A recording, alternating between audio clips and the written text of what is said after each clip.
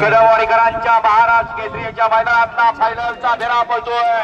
कोण होतोय एक नंबरचा मानकरी आणि पदवान वादळ आणि बडी तात्यानी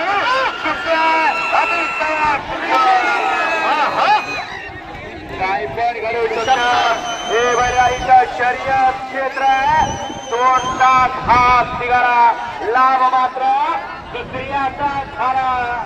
वाटवतं एवढं झालं एवढं खेळ आणि बैलगाडी शर्यतीचा खेळ म्हणजे अनिश्चितीचा खेळ.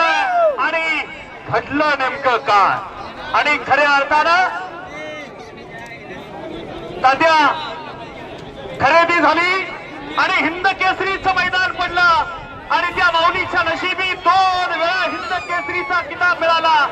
अखिल भारतीय बैलगाडी संघटनेनं पहिलं महाराष्ट्र केसरीचं मैदान दिलं आणि पुन्हा एकदा त्या माऊलीच्या नशिबी महाराष्ट्र केसरीचा किताब असं कदमवाडीकरांचं नामवंताचं मैदान.